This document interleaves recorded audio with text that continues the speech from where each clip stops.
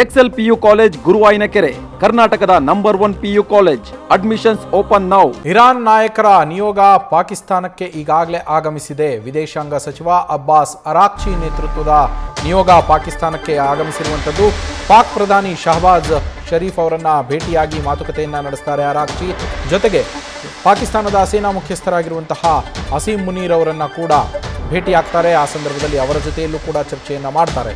ಆದರೆ ಪಾಕಿಸ್ತಾನಕ್ಕೆ ಬಂದಿದ್ರೂ ಸಹ ನೇರವಾಗಿ ಅಮೆರಿಕದ ನಿಯೋಗವನ್ನು ಇರಾನ್ನ ನಿಯೋಗ ಭೇಟಿಯಾಗೋದಿಲ್ಲ. ಮತ್ತೊಂದು ಕಡೆಗೆ ಪಾಕಿಸ್ತಾನಕ್ಕೆ ಹೊರಡಲು ಈಗಾಗಲೇ ಅಮೆರಿಕದ ನಿಯೋಗ ಕೂಡ ಸಜ್ಜಾಗಿರುವಂಥದ್ದು. ಸ್ಟೀವ್ ವಿಟ್ಕಾಫ್ ಮತ್ತು ಜರೇದ್ ಕುಶ್ನಾರ್ ಅವರ ತಂಡ ಪಾಕಿಸ್ತಾನಕ್ಕೆ ಹೊರಡೋದಕ್ಕೆ ರೆಡಿಯಾಗಿದೆ. ಆದರೆ ಅಮೆರಿಕ ನಾಯಕರ ಜೊತೆಯಲ್ಲಿ ಭೇಟಿ ಇಲ್ಲ ಅಂತೇಳಿ ಇರಾನ್ ಈಗಾಗಲೇ ಸ್ಪಷ್ಟಪಡಿಸಿರುವಂಥದ್ದು.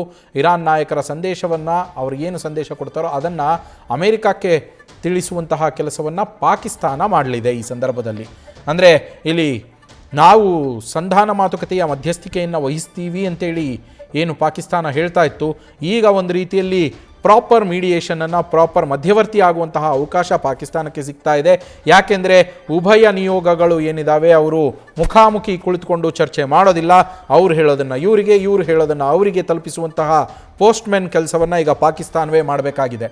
ಹೀಗಾಗಿ ಪಾಕಿಸ್ತಾನ ಆ ಜವಾಬ್ದಾರಿಯನ್ನು ನಿಭಾಯಿಸ್ತಾ ಶಾಂತಿ ಮಾತುಕತೆ ಸಕ್ಸಸ್ ಮಾಡುವಲ್ಲಿ ಯಶಸ್ವಿ ಆಗುತ್ತಾ ನೋಡಬೇಕು. ನಮ್ಮ ಸ್ಪೆಷಲ್ ಕರೆಸ್ಪಾಂಡೆಂಟ್ ಚಂದ್ರಮೋಹನ್ ಫೋನ್ ಸಂಪರ್ಕದಲ್ಲಿದ್ದಾರೆ. ಚಂದ್ರಮೋಹನ್, ಕಡೆಗೂ ಇವತ್ತು ಇರಾನ್ನ ನಿಯೋಗ ಪಾಕಿಸ್ತಾನಕ್ಕೆ ಬಂದು ತಲುಪಿರುವಂಥದ್ದು. ಮತ್ತೊಂದೆಡೆ ಅಮೆರಿಕದ ಸದಸ್ಯರು ಕೂಡ ಪಾಕಿಸ್ತಾನಕ್ಕೆ ಬರೋರಿದ್ದಾರೆ. ಆದರೆ ನೇರ ಮಾತುಕತೆಯನ್ನು ಅವರು ಮಾಡೋದಿಲ್ಲ. ಮಧ್ಯಸ್ಥಿಕೆಯಲ್ಲಿ ಅಂದರೆ ಪಾಕಿಸ್ತಾನದ ಮೂಲಕ ಸಂದೇಶಗಳನ್ನು ರವಾನಿಸುವ ಕೆಲಸ ಆಗತ್ತೆ.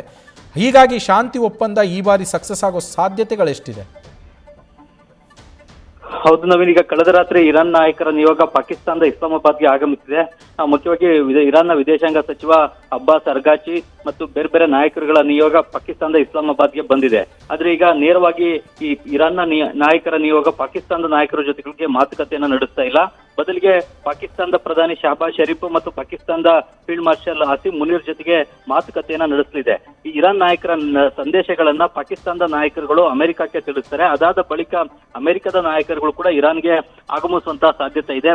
ಬಹುತೇಕ ಭಾನುವಾರ ಅಮೆರಿಕದ ಮಧ್ಯಪ್ರಾಚ್ಯದ ರಾಯಭಾರಿಯಾಗಿರುವಂತಹ ಸ್ಟೀವ್ ವಿಟ್ಕಾಫ್ ಮತ್ತು ಡೊನಾಲ್ಡ್ ಟ್ರಂಪ್ ಅವರ ಅಳಿಯ ಜರಾದ್ ಕುಶ್ನರ್ ಅವರು ಇಬ್ಬರು ಕೂಡ ಪಾಕಿಸ್ತಾನಕ್ಕೆ ಬರುವಂತಹ ಸಾಧ್ಯತೆ ಇದೆ. ಒಂದು ವೇಳೆ ಇರಾನ್ ನಾಯಕರುಗಳು ಒಪ್ಕೊಂಡ್ರೆ ಮುಖಾಮುಖಿಯಾಗಿ ಅಮೆರಿಕ ಮತ್ತು ಇರಾನ್ ನಾಯಕರುಗಳ ನಡುವೆ ಮಾತುಕತೆ ನಡೆಯುತ್ತೆ. ಒಂದು ವೇಳೆ ಇರಾನ್ ನಾಯಕರುಗಳು ಒಪ್ಪಲಿಲ್ಲ ಅಂತ ಅಂದ್ರೆ ಇರಾನ್ ತನ್ನ ಸಂದೇಶವನ್ನ ಮತ್ತು ತನ್ನ ನಿಲುವು ಏನು ಅನ್ನೋದನ್ನ ಪಾಕಿಸ್ತಾನದ ಪ್ರಧಾನಿ ಶಹಬಾಜ್ ಶರೀಫ್ ಮತ್ತು ಅಸೀಂ ಮುನೀರ್ ಅವರಿಗೆ ತಿಳಿಸುತ್ತೆ. ಅಸೀಂ ಮುನೀರ್ ಮತ್ತು ಶಹಬಾಜ್ ಶರೀಫ್ ಅವರೇ ಆ ಒಂದು ನಿಲುವು ಮತ್ತು ಇರಾನ್ನ ಬೇಡಿಕೆಗಳು ಏನು ಅನ್ನೋದನ್ನೇ ಅಮೆರಿಕಕ್ಕೆ ತಿಳಿಸಬೇಕಾಗುತ್ತೆ. ಅದಾದ ಬಳಿಕ ಎರಡು ದೇಶಗಳ ನಡುವೆ ಒಪ್ಪಿಗೆ ಆದ್ರೆ ತಾತ್ಕಾಲಿಕ ಕದನ ವಿರಾಮವನ್ನ ಶಾಶ್ವತ ಕದನ ವಿರಾಮವಾಗಿ ಘೋಷಣೆಯನ್ನ ಮಾಡಬಹುದು.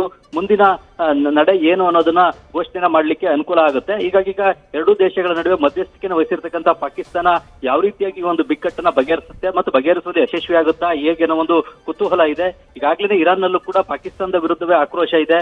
ಪಾಕಿಸ್ತಾನದ ಸೇನಾ ಮುಖ್ಯಸ್ಥ ಅಸೀಂ ಮುನೀರ್ ಅವರು ಪಕ್ಷಪಾತದಿಂದ ವರ್ತಿಸ್ತಾ ಇದ್ದಾರೆ, ನ್ಯೂಟ್ರಲ್ ಆಗಿ ವರ್ತಿಸ್ತಾ ಇಲ್ಲ ಮತ್ತು ಇರಾನ್ನ ಬೇಡಿಕೆಗಳನ್ನ ಸರಿಯಾಗಿ ಅಮೆರಿಕಾಗೆ ತಿಳಿಸ್ತಾ ಇಲ್ಲ. ಜೊತೆಗೆ ಅಮೆರಿಕದ ಪ್ರತಿಕ್ರಿಯೆ ಏನು ಅನ್ನೋದನ್ನು ಕೂಡ ಇರಾನ್ಗೆ ತಿಳಿಸ್ತಾ ಇಲ್ಲ. ಈ ಪಕ್ಷಪಾತಿ ನಿಲುವನ್ನ ಪಾಕಿಸ್ತಾನ ತೋರ್ತಾ ಇದೆ. ಸರಿಯಾದಂತ ಮಧ್ಯಸ್ಥಿಕೆದಾರನ ಪಾತ್ರವನ್ನ ಸರಿಯಾಗಿ ನಿಭಾಯಿಸ್ತಾ ಇಲ್ಲ ಅನ್ನೋ ಒಂದು ಆಕ್ರೋಶ ಮತ್ತು ಅಸಮಾಧಾನ ಕೂಡ ಇರಾನ್ ನಲ್ಲಿದೆ. ಹಾಗಾಗಿ ಈ ಬಾರಿ ಪಾಕಿಸ್ತಾನ ಯಾವ ರೀತಿಯಾಗಿ ವರ್ತಿಸುತ್ತೆ ಅನ್ನೋದು ಕೂಡ ಕುತೂಹಲಕ್ಕೆ ಕಾರಣ ಆಗಿದೆ. ಮತ್ತೊಂದು ಕಡೆಯಲ್ಲಿ ಈಗ ಇರಾನ್ ತನ್ನ ಬೇಡಿಕೆಗಳನ್ನ ತಡಿಸುತ್ತಾ ಹೇಗೆ ಅನ್ನೋದಕ್ಕಂತ ಪ್ರಶ್ನೆ ಕೂಡ ಎದ್ದಿದೆ. ಯಾಕೆಂತಂದ್ರೆ ಇರಾನ್ ಸುಮಾರು ಮುಂದಿನ 20 ವರ್ಷಗಳ ಕಾಲ ಯುರೇನಿಯಂ ಎನ್ರಿಚ್ಮೆಂಟ್ ಅನ್ನ ಮಾಡಬಾರದು ಮತ್ತು ದೂರಗಾಮಿ ಕ್ಷಿಪಣಿಗಳನ್ನ ತಯಾರು ಮಾಡಬಾರದು. ಜೊತೆಗೆ ಕೆಲವೊಂದು ಬೇಡಿಕೆಗಳನ್ನು ಕೂಡ ಅಮೆರಿಕ ಇಡ್ತಾ ಇದೆ. ಆ ಬೇಡಿಕೆಗಳಿಗೆ ಇರಾನ್ ಒಪ್ಕೊಂಡ್ರೆ ತಾತ್ಕಾಲಿಕ ಕದನ ವಿರಾಮವನ್ನು ಶಾಶ್ವತ ಕದನ ವಿರಾಮವಾಗಿ ಪರಿವರ್ತಿಸಿ ಘೋಷಣೆಯನ್ನ ಮಾಡಲಿಕ್ಕೆ ಅವಕಾಶ ಆಗುತ್ತೆ. Naveen, thank you Chandramohan.